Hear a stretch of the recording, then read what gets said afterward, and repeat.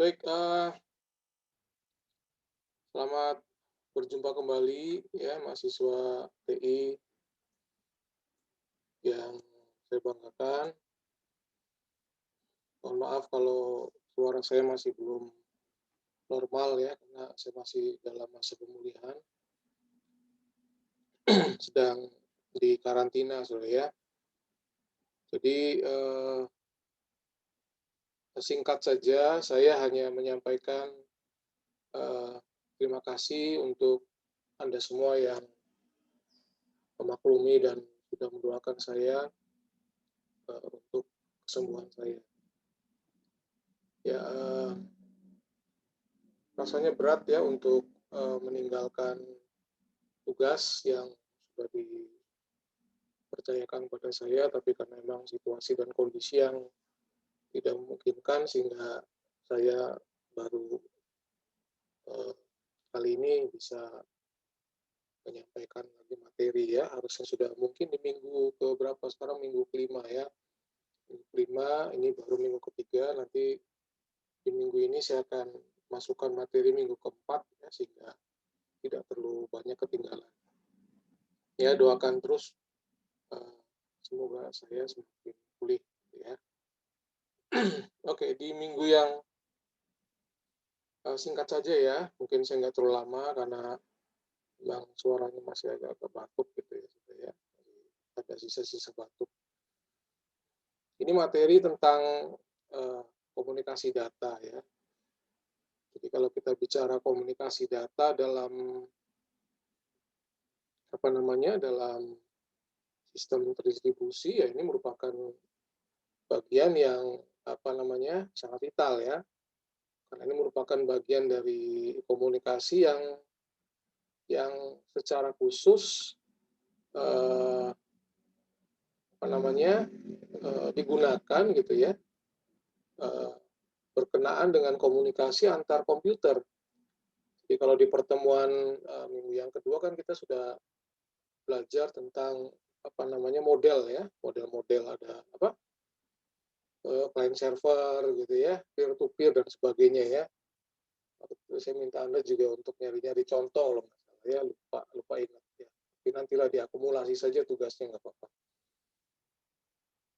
Jadi, ini kaitannya dengan apa ya, nanti silakan tinggal dibaca secara detail, kemudian cari hal-hal yang mungkin masih belum itu jelas ya, cari, resumenya gitu ya, cari tutorialnya atau mungkin juga, penjelasan-penjelasannya di, internet ya, silakan dicari.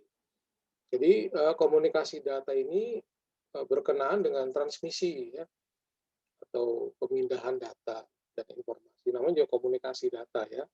Kalau komunikasi kan dari satu komputer ke komputer lain dan sebaliknya. Dalam dalam bentuk digital gitu, ya, dalam bentuk digital yang dikirimkan melalui media komunikasi data. Nah, kalau istilah data kan apa, informasi yang bentuknya digital gitu ya, yang disajikan oleh isyarat digital. Jadi komunikasi data itu merupakan bagian vital gitu kan. Jadi kalau katakanlah komponen masyarakat informasi itu kan sistem ini menyediakan infrastruktur gitu. Itu komunikasi data ya penting. Jadi kalau Anda sekarang bisa berkirim data gitu kan lewat email ya, lewat apalagi ya WA gitu kan. Anda bisa memposting di IG Anda atau mungkin melalui YouTube ya, Facebook. Itu bagian yang penting di dalamnya adalah komunikasi data. Jadi ada transmisi begitu ya, ada transmisi, ada pemindahan data dari satu media ke media yang lain. Nah, itu namanya komunikasi data dalam sistem terdistribusi. Oke ya, kemudian komponen komunikasi data, itu komponennya apa aja? Ya, komponen komunikasi data itu apa saja? Jadi yang pertama, kalau kita bicara komponen komunikasi data ya, yang pertama adalah tentunya ada pengirim gitu ya, ada pengirimnya. Jadi sendernya siapa gitu, pengirimnya siapa. Ya kalau nggak ada pengirim ya nggak pernah terjadi komunikasi kan, saudara ya. Jadi ada yang mengawali, pengirimnya siapa, kemudian penerimanya siapa. Jadi ada tujuannya, ada pengirim, ada penerima. Nah, apa yang dikirim dan diterima? Data. Ya, jadi komponen-komponen komunikasi data ini, yang pertama ada pengirim, yang kedua penerima, lalu ada datanya. Nah, selain itu ada apa lagi? Selain itu ada media pengiriman. Nah, media pengiriman inilah yang nanti digunakan sebagai saluran untuk mengirimkan data. Dalam dunia informasi atau komunikasi data, kita mengenal istilah yang namanya protokol ya. Kalau sekarang prokes ya, protokol kesehatan. Jadi protokol itu apa ya? Rule ya, satu aturan, satu patokan yang dipakai untuk menjalankan sesuatu, itu namanya protokol. Ya, protokol kesehatan, katakanlah untuk satu event harus apa? Harus ada surat bebas COVID gitu ya, minimal swab antigen misalkan ya. Kemudian ada pengecekan suhu tubuh gitu ya. Itu protokol kesehatan ya. Masker gitu kan, jaga jarak dan sebagainya. Nah, kalau protokol dalam komunikasi data ini adalah rule yang berfungsi untuk menyelaraskan hubungan. Jadi kalau kita lihat ya, kalau kita lihat di sini, kalau Anda sering melihat istilahnya ada kabel-kabel yang ditanam tuh di bawah tanah, ya itu ada kabel apa namanya serat optik, gitu ya. Itu tujuannya apa? Sebagai media transmisi. Gitu. Jadi kalau kita lihat ini ada satu sumber, ini ada destinasi ya penerimanya. Nah ini sumber ini akan menggunakan sebuah protokol, ya ada protokolnya gitu. Ada protokol yang dipakai untuk mengirimkan data dari satu media ke media yang menerimanya. Ya, nah protokol ini melalui settingan tertentu. Jadi ada set peraturan untuk berkomunikasi. Jadi nggak asal kita berkomunikasi, ya. Protokol itu isinya adalah aturan-aturan ya, setup yang dipakai untuk kita dapat berkomunikasi. Jadi set peraturan untuk berkomunikasi. Ya, nah kemudian setelah setnya diatur, baru kita bisa mengirimkan melalui media penghantar. Nah ini adalah satu istilah aja ya. Kalau media penghantarnya macam-macam ya. Bisa pakai kabel tembaga, optik fiber, gelombang, mikro, satelit, dan sebagainya. Itu namanya media penghantar. Yang penting di dalamnya adalah bahwa untuk kita berkomunikasi satu dengan yang lain, ya, itu perlu adanya yang namanya protokol. Ya, aturan gitu ya, aturan. Baik, kita lanjut. Nah, definisi protokol, ya, definisi protokol kalau nanti bisa Anda baca di sumber-sumber yang lain ya, tapi kalau saya boleh simpulkan, protokol itu dapat diartikan sebagai rule yang mendefinisikan ya. Jadi perintah-perintah, fungsi-fungsi yang ada dalam sebuah jaringan komputer itu didefinisikan bagaimana ngirim pesan ya, fungsi yang harus dipenuhi oleh sisi penerima atau apa aja dan sebagainya. Ya, karena bisa saja sistem yang ada kan berbeda, Saudara. Ya, OS-nya beda gitu. Jadi supaya bisa jalan, nah itu diperlukan setting-setting aturan. Ya, sama dengan gini, Anda menggunakan apa Android gitu ya dan non Android gitu. Bisa nggak berkomunikasi? Bisa ya. Kenapa? Karena ada setup yang mengatur itu. Nah, protokol ini fungsinya adalah mengatur perbedaan format. Nah, itu. Ya, jadi gimana ya supaya nyambung katakanlah. Ya, dua negara yang berbeda bahasa komunikasinya katakanlah perlu penterjemah. Nah, penterjemah inilah sebagai protokolnya. Nah, melalui penterjemah inilah komunikasi bisa dilakukan. Ya, Saudara ya. Ini istilah protokol. Nah, isinya apa isinya? Ya, isinya prosedur, aturan. Aturan prosedur gitu ya, format ya bentuknya, ngatur proses transfernya, vocabulary-nya, jenis pesan, dan masing-masing. Jadi itu protokol. Jadi kalau Anda dengar istilah protokol dalam komunikasi data, ya itu adalah rule. Ya, harus ada rule-nya. Kalau nggak ada rule-nya, gimana kita bisa berkomunikasi? Gitu. Oke ya. Nah, kemudian secara umum, fungsi protokol itu adalah mengkoneksikan, menghubungkan sisi pengirim dan penerima dalam bentuk komunikasi, serta dalam berkomunikasi agar bisa berjalan dengan baik dan benar. Kalau nggak ada protokol, nggak bisa. Ya, nah kalau fungsi detailnya ya nanti Anda bisa lihat ya. Jadi ini ada fungsi namanya fragmentasi dan resembly. Ya, silakan nanti dibaca. Ya, lalu ada yang kedua ada encapsulation, ya melengkapi informasi, gitu kan, kode-kode saudara ya. Jadi encapsulation itu adalah biasanya isinya adalah instruksi, pesan-pesan error dan sebagainya, ya melalui address ya dengan address kode dan sebagainya itu encapsulation. Ya.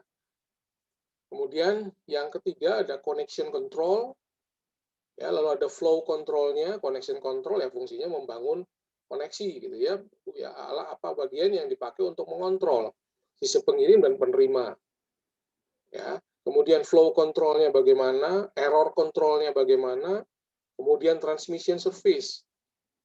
Ya, jadi kalau flow control ya untuk ngatur ya perjalanan, ngatur flow-nya, error control ya dalam pengiriman data nggak lepas kesalahan. Ya, jadi harus ada pesan error gitu kan. Kalau memang ada pesan error ya harus dimunculkan. Kemudian ada transmission service ya. Ini fungsinya memberi layanan komunikasi data. Gitu ya, berkaitan dengan apa? Dengan prioritas keamanan dan sebagainya ya, karena data kalau sudah keluar itu kan ya bisa di-hack orang dan sebagainya ya. Oke, kemudian susunan protokol ini istilahnya adalah layer ya. Nanti ada diagramnya. Jadi susunan protokol itu diisi atau disusun gitu ya dalam bentuk layer-layer, lapisan-lapisan. Nah, kenapa dibuat dalam layer supaya nggak rumit? Ya, tiap layer punya fungsi khusus. Ya, jadi dalam layer ini ada jumlah, nama, isi, fungsi, setiap layer beda ya. Jadi tujuan layer ini adalah sebagai penghubung ke layer berikutnya, saudara ya. Jadi ada lapisan-lapisan.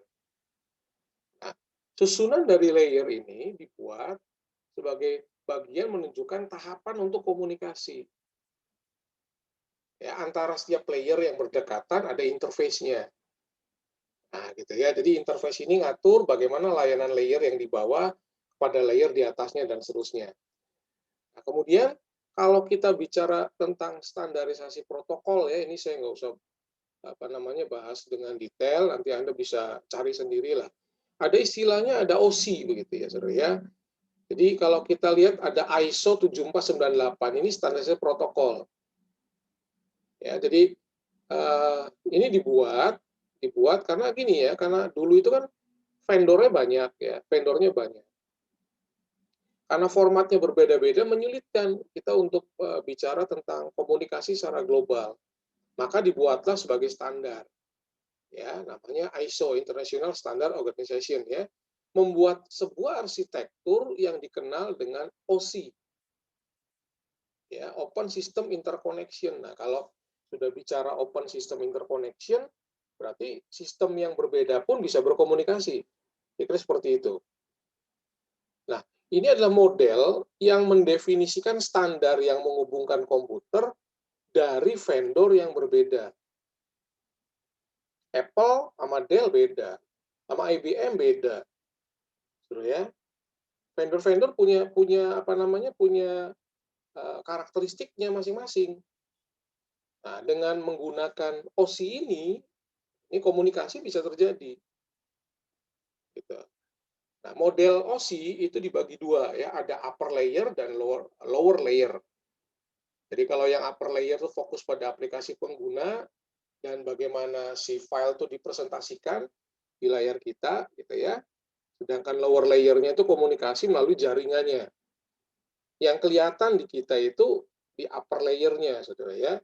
Kalau di lower layer-nya itu komunikasi ke dalam. Nah, kalau kita lihat kalau kita lihat diagramnya, ya, kita lihat diagramnya, ini ada upper dan ada lower layer. Gitu. Nah, silakan nanti coba kalau kita lihat ada berapa, ada 7 ya, Saudara ya. Ada 7 layer, dimulai dari yang bawah ada physical, data link, network, transport, kemudian ini bagian dari lower layer, lalu bagian upper layernya ada session, presentation, dan application. Silakan nanti kalian cari fungsinya lebih jauh. Ya, tolong cari ya, nanti dalam bentuk penugasan lah, nanti di minggu-minggu berikutnya saja ya, kita akumulasikan tugasnya. Cari saja dulu. Ya, plus mungkin tugas terdahulu yang secara lisan saya sudah minta ya, karena kemudian saya tumbang begitu, jadi masih kepikiran Saudara ya, saya ngasih tugas apa nih ke kelas ini ya. Itu perasaan ada tugas, terus masih saya di minggu kedua rekaman juga terbatuk-batuk ya Saudara ya, aduh itu udah luar biasa. Kemudian berikutnya saya terkonfirmasi COVID, ya mungkin belum banyak yang tahu ya, saya kena COVID, ya sudah 2 minggu dirawat di rumah sakit. Ini saya ngerekam di ruang karantina, Saudara, di salah satu tempat kos begitu. Jadi saya ada di dalam ruang karantina mandiri ya. Jadi supaya pemulihannya bisa tidak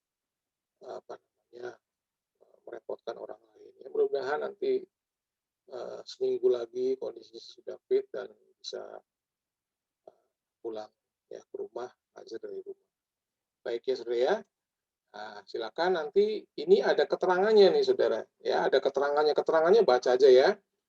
Baca aja karena ini tinggal dibaca. Jadi application fungsinya apa ya, presentation fungsinya apa, session fungsinya apa dan sebagainya. Ya, ini ada semua, ada semua. Jadi, silakan tinggal dibaca saja.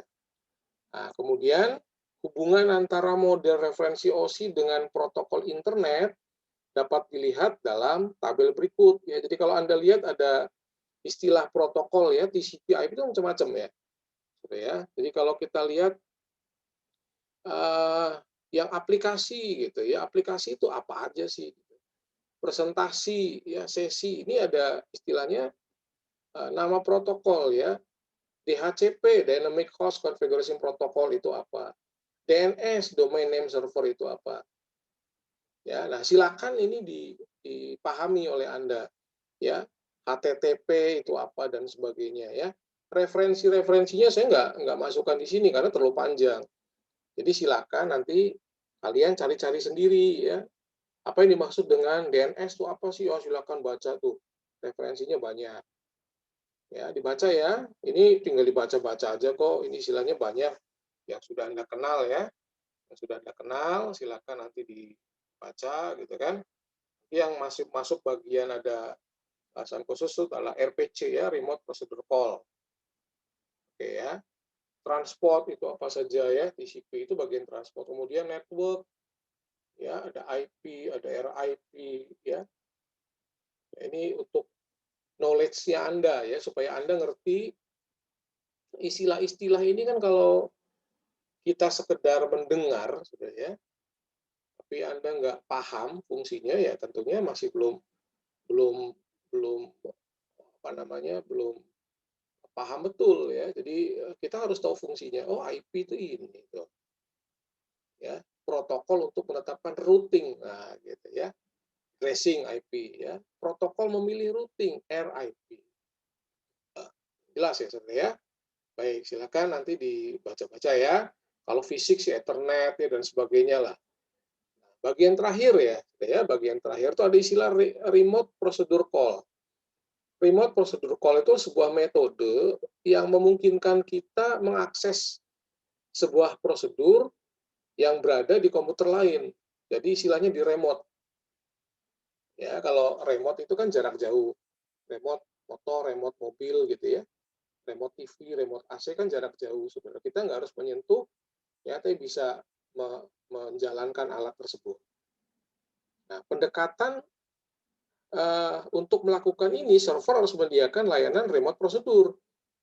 Ya, ada layanannya. Ya, membuka soket, menunggu klien dan sebagainya. Ya, ini sebetulnya nanti Anda bisa lihat tutorialnya ya, nggak usah buru-buru. nggak usah buru-buru, dipahami dulu saja istilahnya, nanti silakan, cari ya, bagaimana cara mengakses, remote procedure call, ya. Ini kan kita hanya bicara tentang ini loh, yang namanya sistem terdistribusi komunikasinya yang dipakai ini, ya. Apa saja sih yang digunakan? Ya ini yang dipakai, ya. Jadi, apa namanya, memang memang sekarang sudah berkembang banyak sebenarnya, ada kelebihan dan ada kekurangan ya. Jadi kelebihannya mudah, pemanggilan remote tidak jauh berbeda bank lokal ya. Kemudian, apa namanya, kekurangannya yang nggak fleksibel, ada perubahan ya, dan sebagainya. Jadi memang punya kelebihan, punya kelemahan, ya. Ini prinsipnya, jadi ada prinsip RPC dalam program client server, ya. Jadi klien, apa namanya, ngirim pesan gitu ya, lalu nunggu dibaca dan sebagainya ya. Silakan nanti dipahami ini diagram-diagramnya, ya hal-hal yang mungkin nanti belum jelas, kita bisa diskusikan di minggu berikutnya. Ya, ini ada objek remote, ya, ada objek remote, silakan dibaca saja.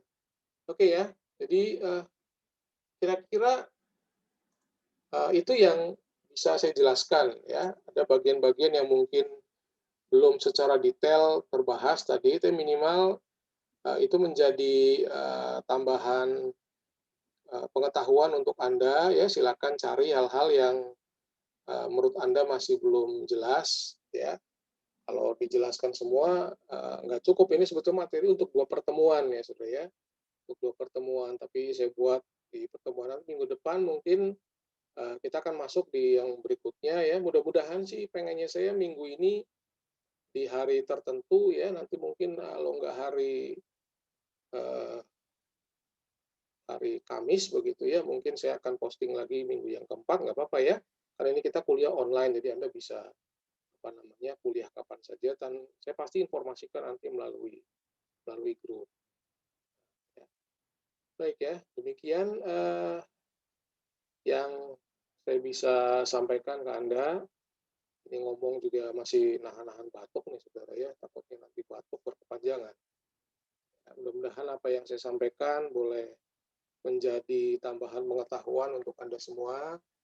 Ya, sekali lagi mohon maaf kalau saya masih belum maksimal dalam menyampaikan materi, tapi sekali lagi saya tetap berusaha. Ini malam ya saudara ya. Ini malam nih, jam berapa nih? Jam 21.25 di laptop saya. Ya, jadi malam, di malam Senin ya, hari Minggu. Jadi hari Minggu saya rekam supaya besok bisa Anda akses gitu ya. Nanti saya akan sampaikan hal-hal yang diperlukan sebagai tambahan referensi. Demikian saya sampaikan ya, jaga kesehatan dengan baik supaya Anda selalu sehat ya. Ini saya terkena COVID ini luar biasa saudara ya. Apa namanya, semua organ tubuhnya terpengaruh ya. Paru-parunya, jantungnya, semua terpengaruh ya. Jadi pengobatan di rumah sakit 2 minggu juga sangat-sangat, aduh gitu ya, harus suntik malam, tengah malam disuntik dan sebagainya ya. Jadi mudah-mudahan Anda tetap sehat, jaga kesehatan. Saya sudah lebih segar kelihatannya. Kalau Anda lihat saya seminggu yang lalu, saya seperti orang yang apa ya, gitu kan. Tapi mudah-mudahan semakin hari semakin fit dan bisa kembali seperti sedia kala ya, karena katanya kalau habis COVID itu pulihnya agak lama ya. Tapi saya percaya Tuhan menyembuhkan saya, dan doa kalian semua menyertai saya ya untuk kesembuhan saya. Itu sangat berarti gitu ya. Setiap doa yang kalian sampaikan untuk kesembuhan saya itu sangat berarti, sangat mendukung saya. Jadi mudah-mudahan saya bisa kembali seperti sedia kala. Ya, terima kasih. Saya ucapkan selamat mengikuti materi ini kembali, dan akhir kata saya ucapkan wassalamualaikum warahmatullahi wabarakatuh ya. Salam sejahtera untuk kita semua.